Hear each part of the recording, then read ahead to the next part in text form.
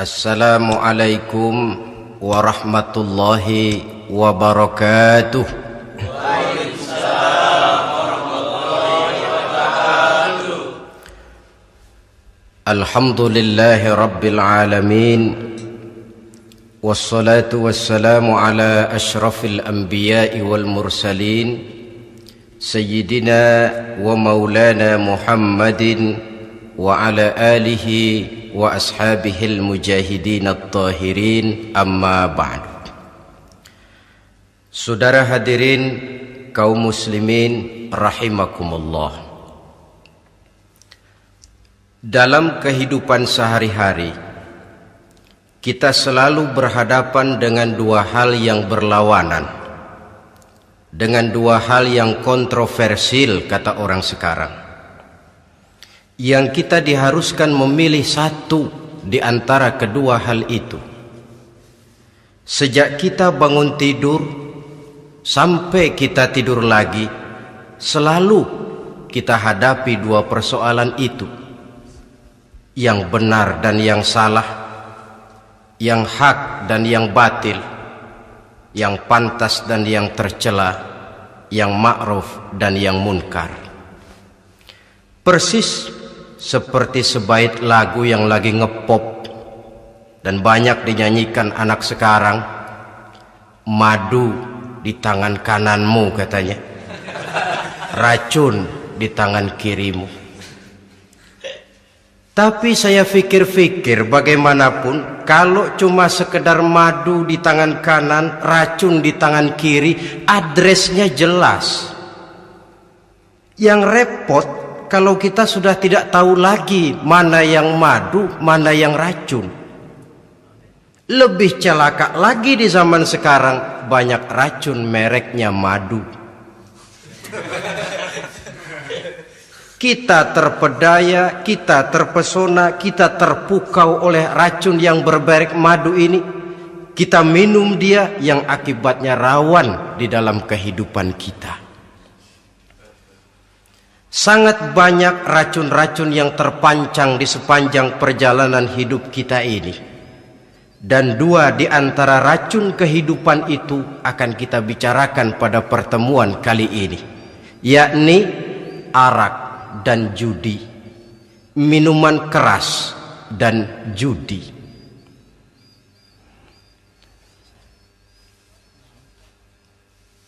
Sebagai yang kita maklum bahwa Islam bertujuan memelihara kemuliaan manusia yang diciptakan fi ahsani taqwim, dalam bentuk yang paling sempurna.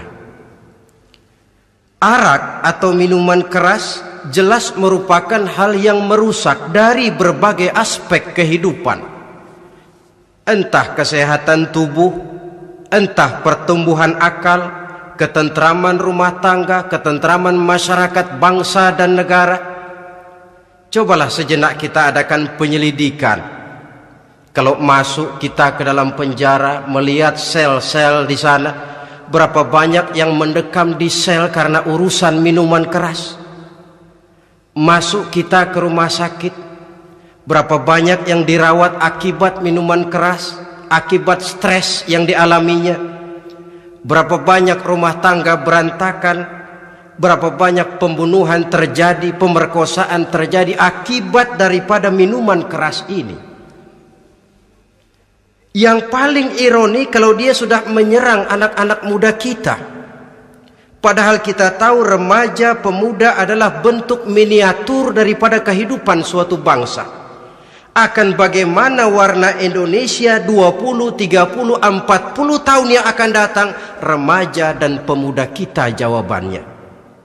Bahkan dari segi agama pun akan bagaimana warna Islam di Indonesia 20, 30 tahun yang akan datang, remaja itu pula jawabannya.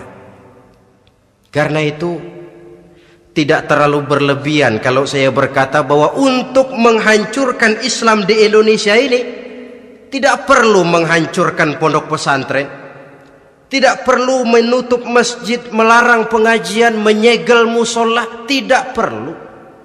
Untuk menghancurkan Islam di Indonesia cukup dengan meracuni remaja, pemuda-pemudi Islam di Indonesia. Kalau mereka sudah diracuni, dijauhkan dari agamanya, masalahnya tinggal menunggu pergantian generasi. Maka yang jadi pilot proyek jelas remaja, pemuda, termasuk dengan menanamkan pengaruh minuman keras. Ditanamkan ke tengah remaja kita ini untuk jauh dari tuntunan agama. Hei pemuda-pemuda Islam, kalau kau mau jadi pemuda modern, jangan dekat-dekat ke masjid. Masjid khusus 60 tahun ke atas. Sepertinya di depan masjid itu ada papan pengumuman masjid khusus 60 tahun ke atas. Baca Quran kolot. Seiring dengan itu lalu modernisasi diartikan dengan westernisasi. Kau tidak akan bisa jadi pemuda modern sebelum semua yang datang dari barat kau telan mentah-mentah. Kau harus bisa bergaul seperti orang barat, berumah tangga macam orang barat, makan minum seperti orang barat. Kalau nyanyi lagu barat yang orang lain gak ngerti, kamu juga gak tahu.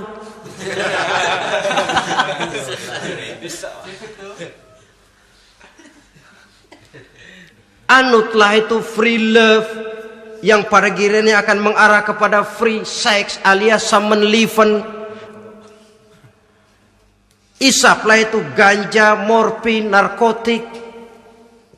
Jikalau sudah terlena kita dengan itu, maka kehancuran suatu bangsa sesungguhnya sudah dimulai. Penyakit minuman keras ini bukan cuma penyakit zaman ini. Masyarakat yang dihadapi oleh Rasulullah Sallallahu Alaihi Wasallam 14 abad yang lalu juga masyarakat yang kemaruk dengan minuman keras. Arab jahiliyah kalau sudah minum arak mabuk, tidak cuma minum, dia mandi pakai arak. Sistem pendidikan yang disampaikan Islam bijaksana. Mula-mula diberikan gambaran bahwa arak itu walaupun ada manfaatnya tapi ada bahayanya, dan bahayanya jauh lebih besar daripada manfaatnya. Tahap kedua diberikan pesan jangan mendekati solat dalam keadaan mabuk. Padahal solat 1 hari 1 malam 5 kali artinya makin jauh saja dia dari arak itu. Pada saat kondisi iman sudah memungkinkan, barulah turun vonis bahwa arak itu najis, perbuatan setan, jauhi. Yang ironi yang saya katakan tadi, racun mereknya madu. Kadang-kadang kita dibuai dengan iklan yang tidak mendidik. Saya pernah lihat ada iklan misalnya, Anda ingin modern, majulah bersama minuman ini. Atau minuman ini lambang pergaulan dunia yang maju. Modern diukur dari minuman. Yang jadi korban akhirnya remaja dan pemuda-pemudi kita. Saya teringat satu analisa dari Rasulullah Sallallahu Alaihi Wasallam. Beliau bersabda, Inna min asyratis sa'ah, sesungguhnya di antara tanda-tanda kiamat. Apa kiamat itu? Dalam arti yang umum, kiamat itu saat dimana alam ini hancur, bumi gempa, air laut tumpah ke darat, gunung meletus, planet-planet bertabrakan, lalu semua yang bernama hidup mati.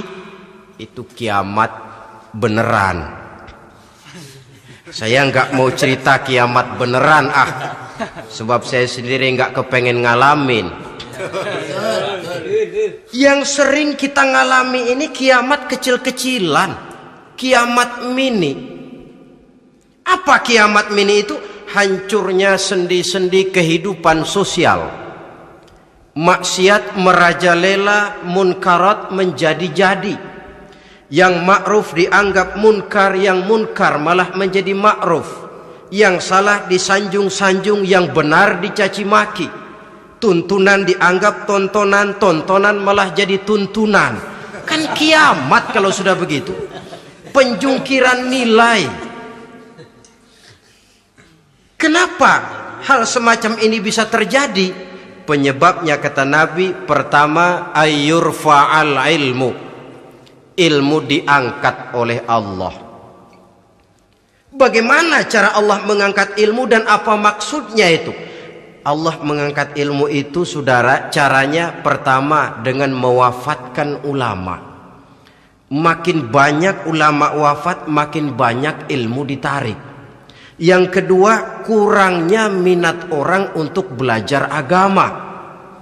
Kalau sudah klop macam itu, artinya agama sudah disudutkan ke pojok-pojok kehidupan. Agama cuma sekedar tinggal dekorasi. Agama cuma seminar, cuma kongres, cuma muktamar. Tapi bahwa agama merupakan realita dalam kehidupan, itu tidak pernah terwujud. Kalau ulama sudah tiada, minat orang belajar agama berkurang, maka ajaran Allah tidak lagi didenungkan orang. Dikala itu wa yudharul jahlu, akan muncullah kebodohan, nampak kebodohan di mana-mana. Muncul permissive society, masyarakat yang merasa boleh hidup dengan kaidah serba boleh. Tidak ada halal, tidak ada haram. Tidak ada hak, tidak ada batil, semuanya serba boleh. Kalau sudah begitu kondisi masyarakat, terjadilah apa yang dianalisa oleh Nabi. Dikala itu wayabsu zina, zina dikerjakan berterang-terangan. Orang sudah tidak punya malu. Hidupnya sudah pakai prinsip punya kuping, kuping kebo. Punya muka, muka tembok. Punya kulit, kulit badak. Kalau juga dikasih tahu, malu dong kau tinggal serumah belum nikah. Malu sama siapa? Masyarakat. Allah, masyarakat cuek aja.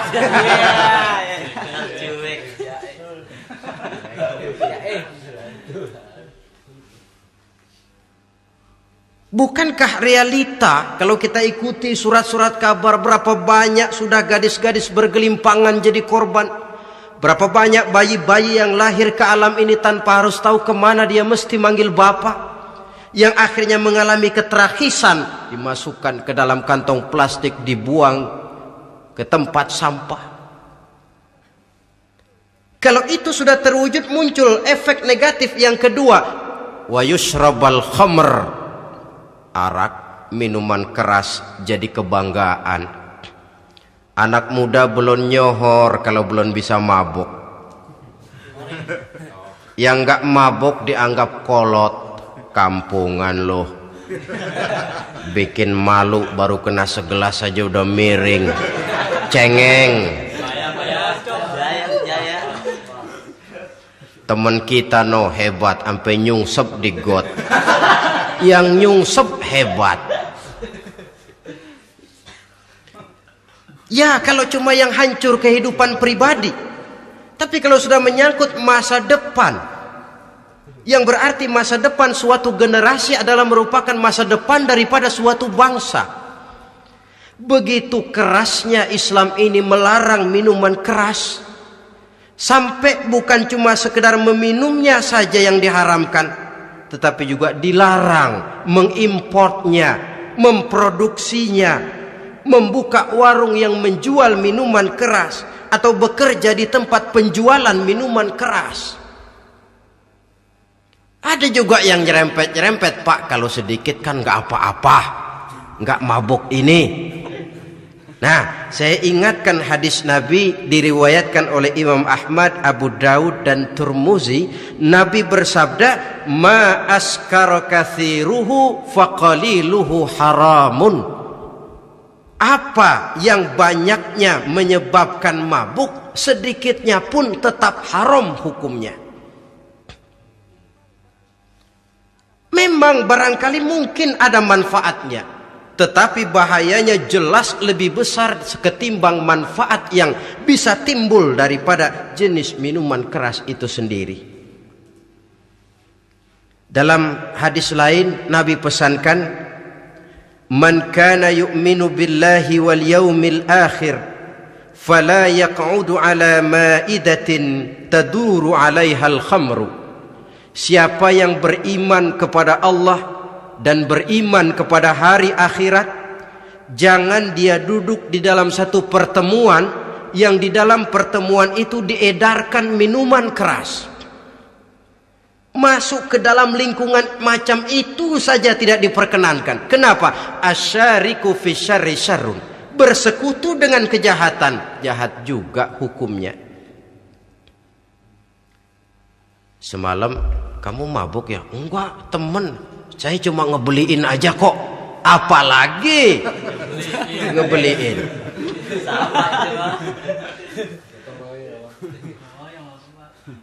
Sebab apa? Dalam keadaan mabuk, orang tidak lagi bisa berpikir secara logik. Daya kontrol hilang, artinya perbuatan sudah tidak terkontrol lagi. Yang pertama. Yang kedua, IQ tidak akan tumbuh dan berkembang secara normal seperti yang kita harapkan. Yang ketiga, harga diri akan runtuh hancur di tengah masyarakat. Bayangkan kalau tengah malam kita digotong orang, diantar ke rumah kita. Dengan kondisi macam itu masih punya muka kita untuk tegak di tengah masyarakat. Masih punya harapan kita untuk tumbuh menjadi pemimpin, sementara orang terkenang, ini kan yang kemarin malam gua gotong, dia lagi mabuk. Harga diri, kepribadian. Jangan lupa saudara, kita hidup di tengah masyarakat. Masyarakat itu punya hukum yang tidak tertulis, tapi lebih kuat dan lebih kejam daripada hukum tertulis. Orang bilang, sekali arang tercoreng di dahi, seumur hidup orang akan tetap ingat. Makanya Rasulullah dalam hadis memberikan tamsil untuk adik-adik remaja muslim ini, masalul mu'min kamasalin nahli. Perumpamaan orang yang beriman itu persis seperti tawon. Mentalitas orang mukmin persis tawon. Apa mentalitas tawon? Kalau kita ngaji bab tawon, kita renungi apa keistimewaan tawon. Saya lihat-lihat, ternyata tawon itu punya 4 keistimewaan. Pertama, tawon itu yang dihisap selalu saripati bunga. Bagus makanannya. Belum pernah tawon keliru makan.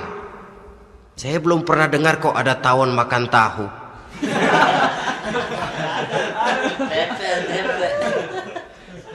Yang dimakan selalu saripati bunga. Artinya apa? Orang mukmin perutnya itu perut selektif.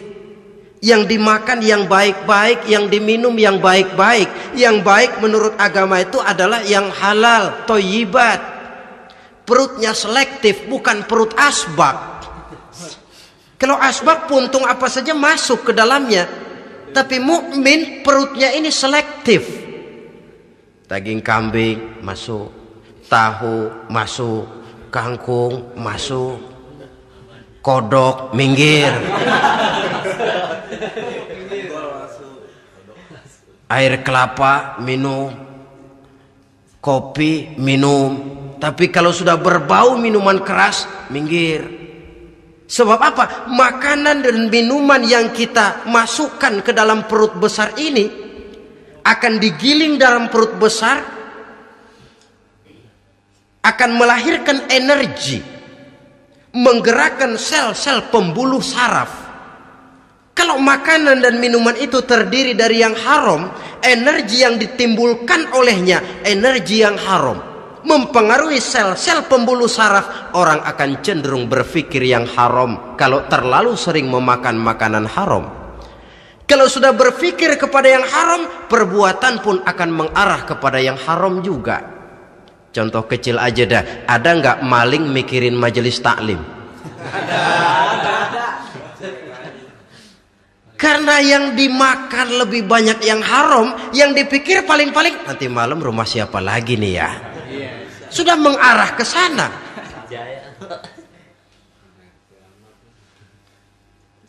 Saripati bunga yang dimakan tawon itu. Lalu tawon yang kedua saya lihat yang dikeluarkan selalu madu. Artinya apa? Orang mukmin itu kalau dia berkata, perkataannya mengenakan orang. Kalau dia berbuat, perbuatannya membawa manfaat bagi orang. Kalau kakinya melangkah, tentu ke tempat yang ada gunanya, yang dikeluarkan madu, bukan racun. Indah tawon itu. Yang ketiga, tawon saya lihat kemanapun dia hinggap tidak ada dahan patah. Artinya apa? Orang mukmin dimanapun dia tinggal, kemanapun dia pergi, pantang jadi biang kerok buat lingkungannya, pantang menimbulkan kerusuhan dan keonaran. Tidak ada cabang patah dimanapun tawon hinggap.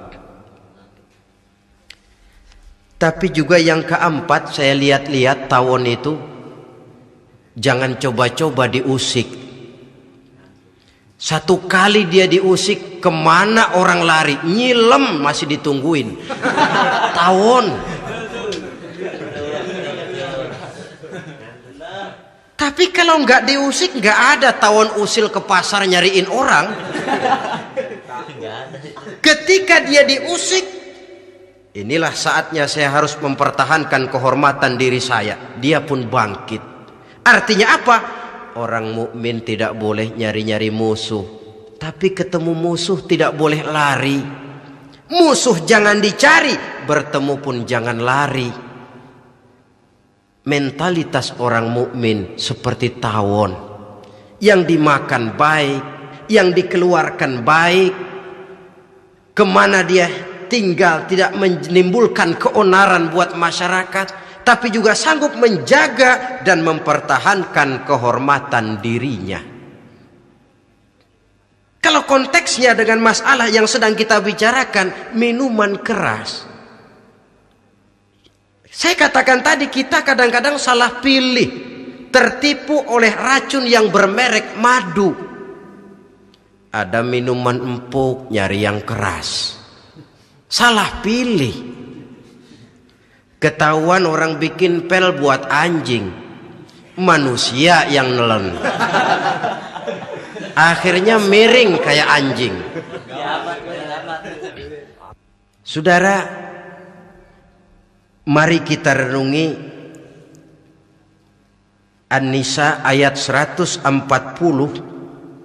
Allah Subhanahu wa taala mengingatkan, "Qad nazzala 'alaikum fil kitabi an idza sami'tum ayati Allahi yukfaru biha wa yustahza'u biha fala taq'udu ma'ahum hatta yakhudu fi haditsin ghairihi innakum izam misluhum." Sungguh kata Allah, telah diturunkan kitab Al-Quran ini kepada kamu, yang apabila kamu dengar ayat-ayat Allah itu diingkari orang, diejek-ejek orang, fala taq'udu ma'ahum, jangan kamu duduk bersama orang-orang semacam itu. Bagaimana mengejek ayat-ayat Allah? Misalnya, tahu kalau minuman keras itu diharamkan, tapi masih minum juga, itu kan mengejek ayat namanya. Duduk di majelis semacam itu dilarang oleh Quran. Kenapa? Innakum izam misluhum. Kalau kamu juga duduk di majelis semacam itu, kau dan mereka sama saja, kata Quran. Sama saja.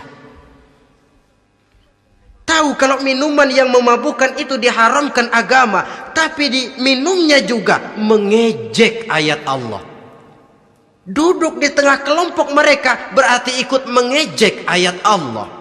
Dekat saja pun jangan, entahlah lagi sampai meminumnya. Maaf, bukankah Allah menurunkan Al-Quran kepada manusia, kata Imam Al-Ghazali, persis, maaflah, seperti gubernur berkirim surat kepada Pak Lurah. Dalam suratnya Pak Gubernur bilang, Pak Lurah, tolong carikan tanah di daerah Kebayoran untuk sekolah 6.000 meter. Pak Lurah dapat surat dari Pak Gubernur, bangga bukan main. Itu surat sore, pagi, siang, malam dibaca, ditaruh di tempat yang tinggi, diberikan minyak wangi, mau diambil dicium dulu, dibawa dengan penuh hormat dan hati-hati. tapi tanah yang dipesan Pak Gubernur tidak dicari-cariin. Penghargaan macam apa ini? Nanti gubernur cek, Pak Lurah, siap Pak? Sudah terima surat saya? Sudah Pak, sudah. Bagus. Lalu bagaimana? Aduh Pak, surat Bapak sore pagi siang malam saya baca. Bagus. Apalagi Lurah? Surat Bapak saya taruh di tempat yang tinggi Pak.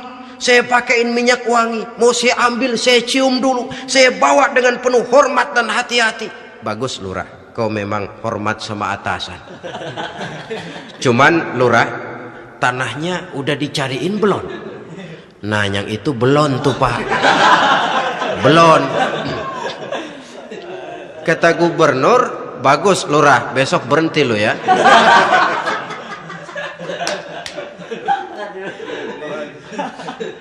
Membacanya memang penting, al-muta'abbad bitilawatihi, beribadah dari sebab membacanya. Tapi setelah kita baca, kita tahu isinya, what next? Mau apa kita dengan isinya itu? Jangan yang kita baca kita injak-injak. Itulah ironinya, bagaimana Quran itu mau membawa keberkahan dalam hidup ini, kalau yang kita baca sering kita injak-injak.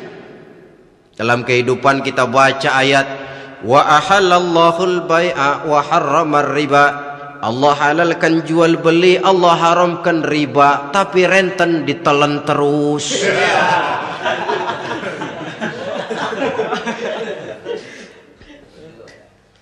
Kita baca ayat wa'tasimu bihablillahi jami'an wa la tafarraqu. Berpegang teguhlah kamu kepada tali Allah, jangan bercerai-berai. Tapi sesama muslim pelotot-pelototan jalan terus. Janganlah yang sesama muslim kadang-kadang yang mengklaim dirinya sebagai pemimpin Islam kelihatannya juga sikut-sikutan jalan terus.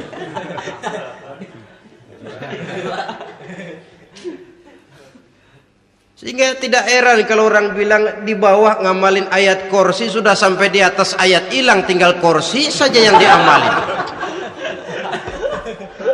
Ironi dan menyedihkan.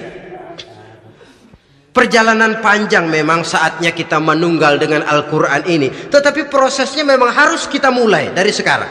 Perkara kapan proses ini selesai, itu bukan masalah kita. Tapi bahwa kita sudah memulai suatu proses, itulah yang diharapkan. Hadirin yang saya hormati, oleh karena kerasnya peringatan Islam terhadap minuman keras, pernah satu hari seorang lapor kepada Khalifah Umar bin Abdul Aziz bahwa ada sekelompok orang berkumpul meminum minuman keras. Kata Khalifah Umar bin Abdul Aziz, dera mereka, hukum, cepat. Ya Khalifah, kenapa? Di tengah mereka ada juga orang yang Ramadan biasa puasa. Begitu? Iya, yang biasa puasa duluan hukum. Kenapa? Mengerti memang lebih besar resikonya daripada tidak mengerti.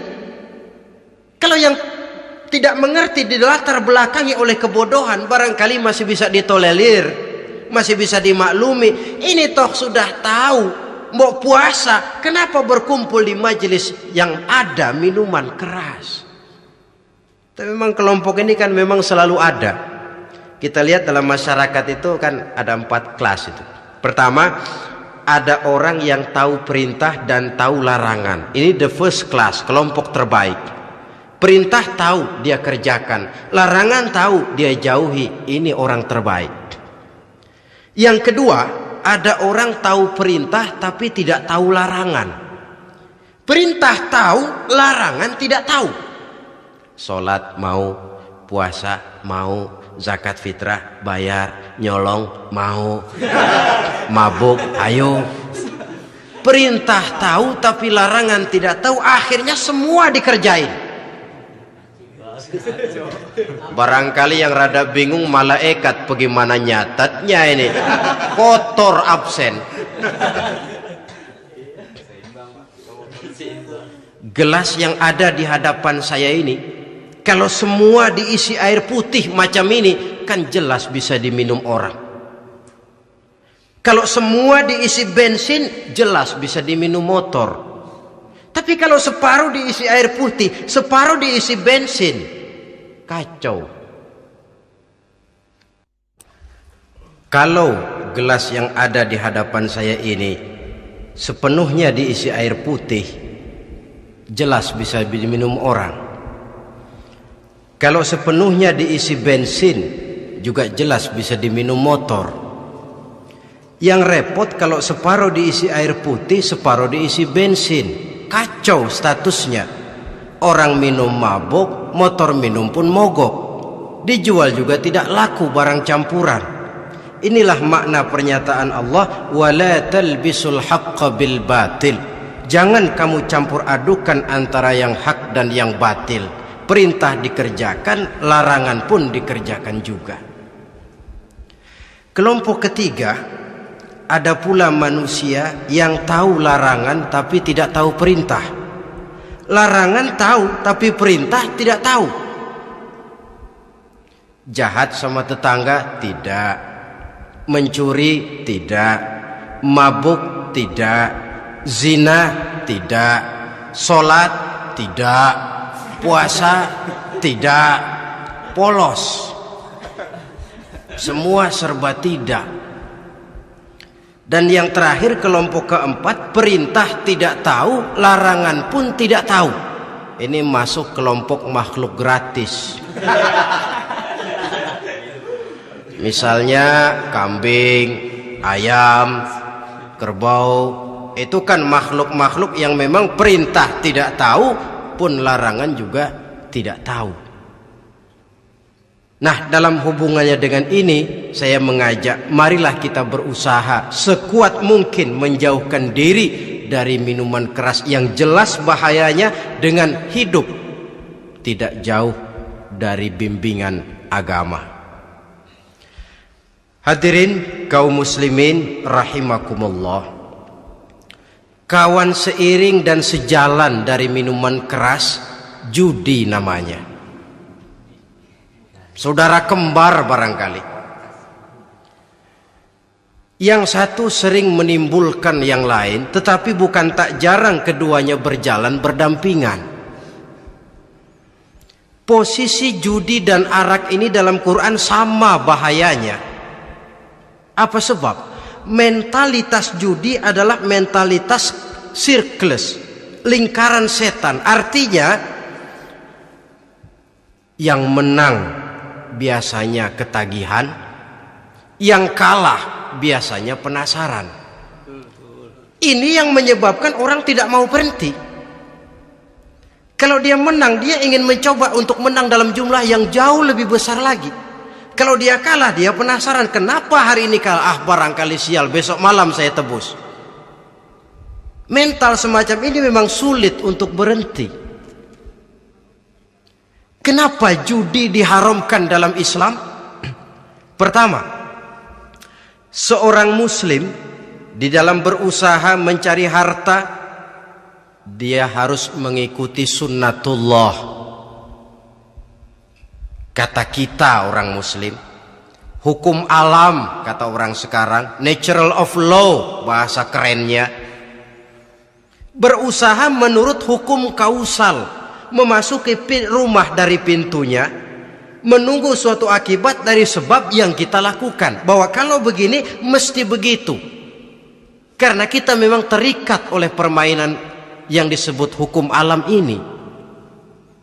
Hidup bukan undian, jangan mengharap untung besar tanpa mau peras keringat. Satu pagi Khalifah Umar bin Khattab radhiyallahu an masuk ke masjid. Beliau lihat ada orang sedang berdoa khusyuk betul. Ditunggunya 2 menit, 3 menit, sampai 10 menit lebih belum juga selesai. Agak lama orang itu berdoa. Selesai berdoa, dihampiri orang itu oleh Sayyidina Umar. Beliau tanya, saudara, lagi apa tadi itu? Berdoa ya Khalifah. Minta kepada Allah? Tentu minta kepada Allah. Minta apa kamu? Minta rezeki. Sudah lama? Dari tadi habis sembahyang subuh. Dapat? Belum. Ya memang kata Sayyidina Umar, inna sama la tumtiru zahaban wala fiddatan. Langit itu tidak mungkin akan menghujankan emas, tidak mungkin pula menghujankan perak. Jadi orang dilarang duduk bermalas-malas menunggu keajaiban yang datang dari langit. Karena memang hidup ini bukan undian, jadi jangan mengharap untung besar tanpa mau peras keringat. Di dalam berusaha kita terikat oleh sunnatullah. Kalau begini sebab penyebabnya, akan begini akibat yang ditimbulkannya. Yang kedua, Islam menjadikan harta manusia itu sebagai benda berharga yang dilindungi. Mengambilnya dengan judi termasuk memakan harta orang lain dengan cara yang batil. Yang ketiga, judi itu sendiri dapat menimbulkan permusuhan dan pertentangan antara para pemain itu sendiri. Meskipun kelihatannya kompak duduk dalam satu meja yang saling berhadap-hadapan, yang kalah kelihatannya pasrah, tetapi kan itu cuma kulit permukaan. Batinnya bagaimanapun juga yang kalah itu tetap mendendam. Sedangkan yang kalah di samping mendendam juga mengomel, mencaci mungkin ya lawan bermainnya, ya mungkin juga dirinya sendiri. Dan yang keempat, judi itu merusak aktivitas hidup, membuat orang membuang waktu dengan tidak terasa, dan yang pada gilirannya melupakan orang kepada tanggung jawab. Wah, kalau sudah memegang kartu, konon kabarnya, saya sendiri alhamdulillah belum pernah, lupalah orang anak, lupalah orang kepada istri, lupalah orang kepada tanggung jawab. Waktu pun berlalu tanpa terasa. Apalagi kalau sudah diiming-iming oleh gambaran akan memperoleh keuntungan yang besar. Termasuk di dalam judi itu undian, apapun namanya. Yang usaha ke arah ini seharusnya tidak dipermudah, walaupun dengan embel-embel dana kemanusiaan, sumbangan sosial. Saya tidak begitu yakin, saudara, bahwa bangsa Indonesia ini sudah begitu menipis rasa kemanusiaannya sehingga untuk berlaku sosial mesti diimbangi dengan hadiah sekian juta rupiah. Saya tidak percaya bahwa umat Islam di Indonesia sudah begitu tipis rasa kasih sayangnya kepada sesama sehingga sulit mengeluarkan bantuan kalau tidak diimbangi dengan hadiah yang sekian puluh juta rupiah. Yang saya khawatir apa? Pada gilirannya di negeri ini akan makin banyak penghayal-penghayal kelas berat, tukang-tukang lamun kelas tinggi, yang hidup cuma ngumpulin jikalau. Jikalau, andai kata, umpama misalnya, orang sudah kemana-mana kita masih menghitung jikalau.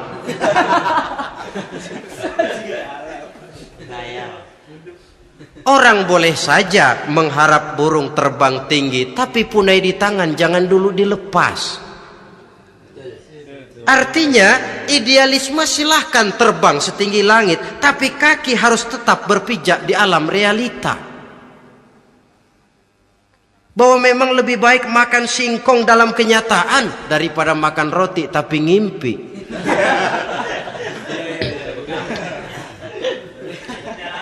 Kadang anaknya menangis, Pak minta jajan, ada uang 200 rupiah. Sudahlah sabar, kau jangan jajan, nanti bapak beliin kalau tembus 100 juta nih. Akhirnya yang 100 juta tidak, anak pun kelaparan. Bukankah akan jadi masalah bagi semuanya? Belum lagi rasa sayang kepada harta yang sudah dia miliki, entah itu tanah, rumah, kendaraan. Kalau sudah kadung kala di meja judi, hilang rasa sayang kepada benda itu. Ada rumah-rumahnya dilelang, ada kendaraan-kendaraan jadi taruhan, ada jam tangan pun copot tanpa terasa.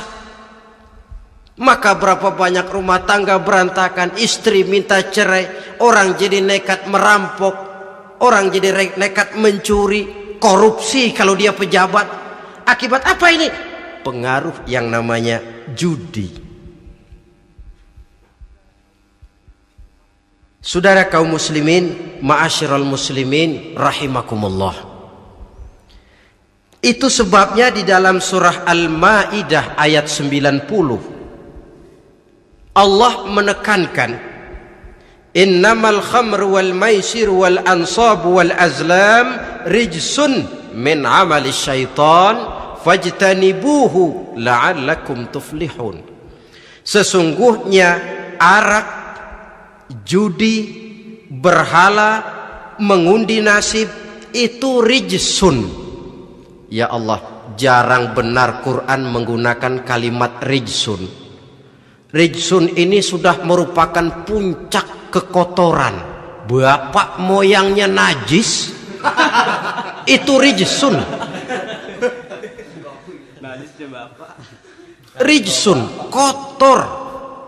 Sudah kotor ditambah pula min amali syaitan, pekerjaan setan. Fajtanibuhu, jauhi. Jangan sampai main, dekat saja tidak boleh, jauhi. La'allakum tuflihun, jikalau kamu mau menjadi orang-orang yang beruntung. Sejarah tidak pernah mencatat ada orang jadi miliuner karena judi. Sejak David Rockefeller sampai Aristotle Onassis, orang-orang kaya top di dunia, mereka kaya bukan karena judi, tapi karena kemauan peras keringat, banting tulang, mau memulai sesuatu dari kenyataan yang real di depan mata. Sebab apa? Hidup ini memang perjuangan. Janganlah kita ingin hidup dengan satu prestasi, ingin tetap hidup seperti apa adanya sekarang ini saja, toh kita harus berjuang. Apalagi ingin hidup lebih baik, lebih terhormat, lebih mudah. Hidup perjuangan. Perjuangan berarti pengorbanan. Berani hidup artinya berani berjuang. Berani berjuang maksudnya rela berkorban. Takut berkorban, jangan berjuang. Tidak mau berjuang, berhenti hidup. Itu logika. Dan bagaimanapun saya yakin lebih baik berkorban daripada menjadi korban. Kalau sekarang kita berkorban, peras keringat, banting tulang, berusaha secara sunnatullah untuk menghidupi anak, istri, keluarga, pada satu saat kita tidak akan menjadi korban kebrutalan anak-anak kita sendiri kalau mereka dibesarkan dan tumbuh berkembang oleh hasil yang diperoleh dari meja judi. Ayat 91 Al-Maidah ini lebih memperkuat lagi. Kalau itu arak, judi, berhala, mengundi nasib adalah perbuatan setan, sebenarnya setan mau apa sih? Ayat 91 menegaskan, innama yuridu syaitanu ayyuqi'a bainakumul adawata wal baghdha'a fil khamri wal maisir. Yang dimaui setan itu tidak lain supaya dengan arak dan dengan judi timbul rasa permusuhan, sikap memusuhi, saling marah di antara kamu. Coba biasanya dalam meja judi sudah loyo, waktu juga sudah berlarut-larut. Yang menang mau berhenti, apa yang kata yang kalah? Berhenti dah, gue wacok loh. Enak bener, gue lagi kalah, lo berhenti. Coba kira-kira kapan akan selesai permainan? Akan timbul permusuhan, akan timbul rasa dendam, kesumat yang ditanamkan oleh setan. Karena memang baik arak, baik judi, baik berhala, baik mengundi nasib, itu semua permainan-permainan setan yang diberikan kepada kita untuk kita ikut andil bermain di dalamnya. Tatkala kita ikut terkena jerat setan, tertawalah mereka. Kenapa? Oh, makin banyak teman saya di neraka. Maaf, setan itu kan sudah tahu vonisnya. Ketika dulu dedengkotnya yang namanya iblis terusir dari surga, itu bikin semacam perjanjian dengan Allah. Tuhan, kenapa iblis? Gara-gara Adam saya terusir dari surga. Maka sejak saat ini Adam dan seluruh keturunannya adalah musuh bebuyutan saya. Saya akan gelincirkan mereka dari jalan. Silahkan iblis, goda mereka, tapi kau tidak akan mungkin bisa menggoda mereka kalau hamba-hambaku itu menjadi hamba yang ikhlas. Hanya hambaku yang ikhlas yang tidak mungkin kamu goda, yang lain barangkali bisa. Sejak saat itulah iblis memproklamirkan permusuhan, dan dia sudah tahu betul vonisnya neraka. Tugas dia sekarang bagaimana mengumpulkan teman sebanyak-banyaknya ke dalam neraka. Hamba Allah saja yang tidak tergelincir kepada minuman keras dan judi. Hamba Allah yang ikhlas itu bagaimana? Yang ikhlas menjadi hamba Allah dalam arti kata dan perbuatannya memang mencerminkan bahwa dia hamba Allah. Maaf, di zaman sekarang ini kan banyak orang cuma berkata saya hamba Allah mulutnya, tapi perbuatannya membuktikan dia hamba setan, hamba dunia, hamba harta, budak jabatan, budak nafsu. Tidak sesuai antara ucapan dan perbuatan. Sebab itu kata-kata hamba Allah kalau keluar dari mulut manusia itu murah. Soalnya ngaku siapapun bisa. Tapi diakui atau tidak, ini yang kita belum tahu. Ada juga orang berdalih, saya akan masang kalau dapat nanti mau nyumbang masjid. Barangkali aja kalau nyumbang masjid disoriin dikit sama Tuhan.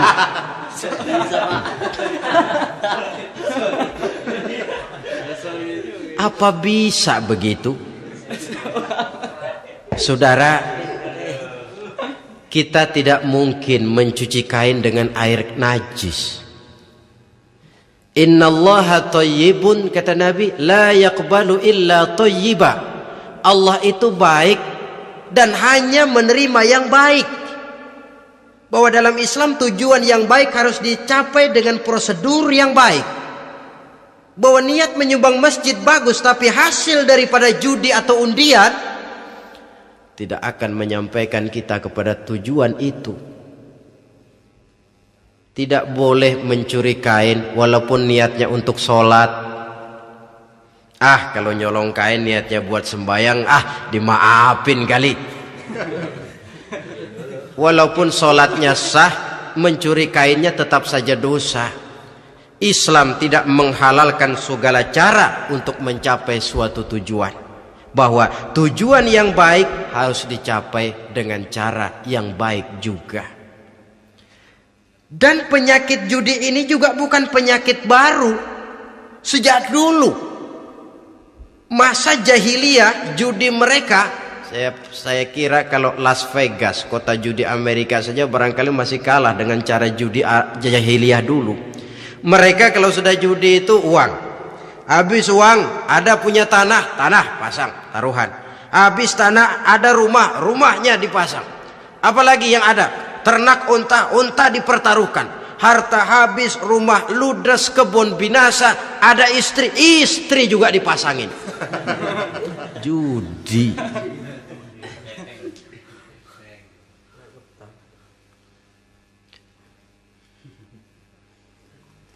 Kita sebagai muslim, oleh Al-Quran dijelaskan orang yang mempunyai dua tujuan hidup. Pertama tujuan jangka pendek, yang kedua tujuan jangka panjang. Tujuan jangka pendek dunia dan seluruh isinya. Tujuan jangka panjang adalah akhirat dan ridho Allah. Ini yang terpantul dalam doa setiap kita. Rabbana atina fid dunya hasanah wa fil akhirati hasanah. Tercapai tujuan jangka pendek fid dunya hasanah, dan tujuan jangka panjang wa fil akhirati hasanah. Untuk mencapai tujuan jangka pendek, merangkul dunia dan seluruh isinya, apa yang jadi modal utama? Pertama, pendidikan. Makin tinggi jenjang karier pendidikan yang kita tempuh, rasa-rasanya makin mudah menjangkau dunia dan isinya. Yang kedua, pengalaman. Tenaga-tenaga expert masih tetap diperlukan. Makin banyak pengalaman, makin mudah menjangkau dunia. Yang ketiga, dan ini ada tapi tidak bisa dijadikan pegangan, faktor nasib, faktor kebetulan. Ada, tapi tidak bisa dijadikan pegangan mutlak. Pendidikan, pengalaman, ingin menjangkau fid dunia hasanah, ini modal utama. Lalu untuk mencapai fil akhirati hasanah, prestasi ibadah. Bagaimanapun tinggi pangkat dan jabatan kita, bagaimanapun banyak gelar kita sandang, tanpa prestasi ibadah, nol besar kita dalam pandangan Allah. Itu sebabnya kita sholat. Jadi tidak beralasan kalau orang ditanya, kenapa sih kamu nggak sholat? Ah, tetangga saya sholat melarat terus. Memang sholat itu bukan untuk mencari uang kok. Kalau ada orang yang rajin sholat, rezekinya kelihatan lancar, itu cuma sekedar persekot. Uang muka, cashnya tetap di akhirat nanti. Efeknya apa? Karena kita punya tujuan jangka panjang, mengharap ridho Allah di akhirat, cara kita mencapai tujuan jangka pendek dibatasi oleh pertanyaan, Allah ridho apa enggak? Kita cari uang, tapi pertanyaan pokok, Allah ridho enggak cara ini?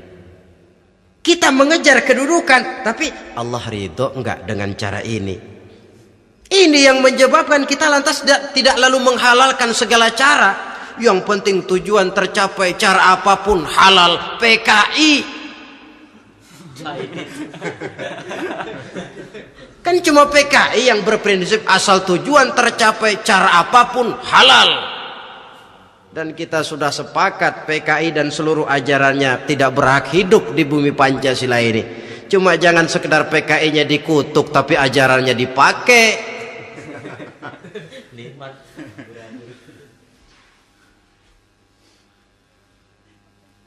Nah, untuk mencapai dua tujuan ini,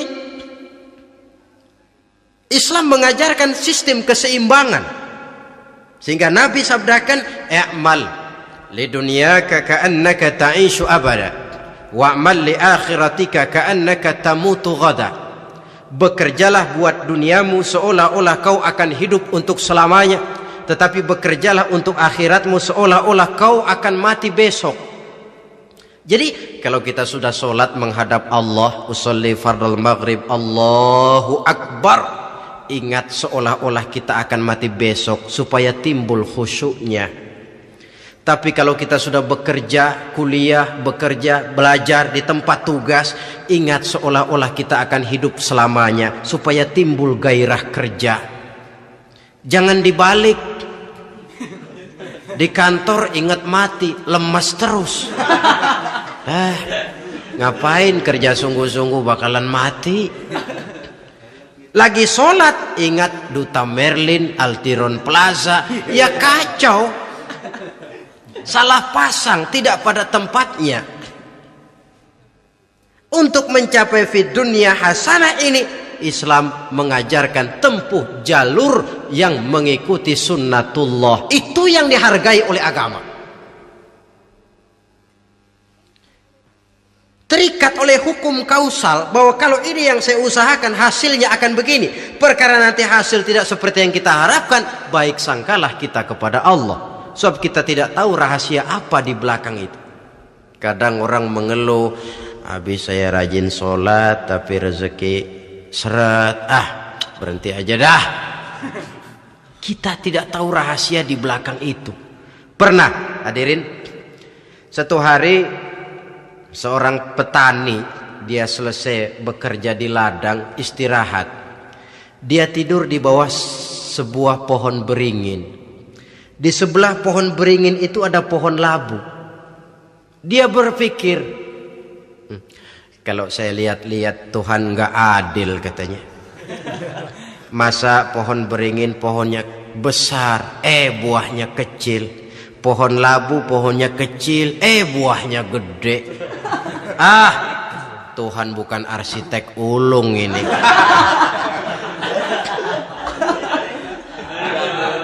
Mestinya supaya enak dilihat, beringin yang pohonnya besar buahnya sebesar buah labu.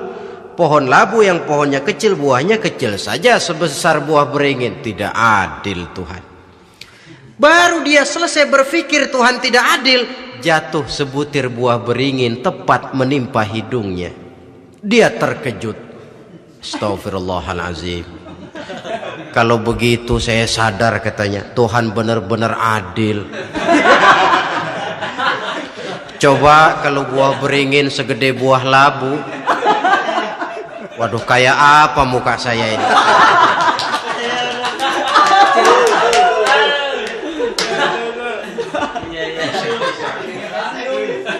Baru terbuka pandangan matanya setelah berhadapan dengan kenyataan. Baru keluar respek. Allah benar-benar adil. Padahal semenit yang lalu dia masih berkata, Tuhan bukan arsitek ulung. Tapi semenit kemudian setelah berhadapan dengan kenyataan yang real dia hadapi, wah, Allah benar-benar adil.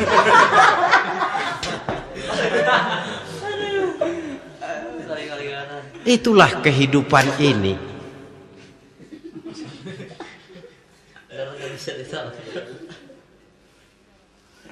Saudara hadirin yang saya hormati, karena itu baik arak baik judi dua-duanya merupakan bahaya laten yang tidak hanya mengancam kehidupan agama tetapi juga masyarakat, bangsa dan negara, apalagi kalau sudah jatuh kepada generasi penerus.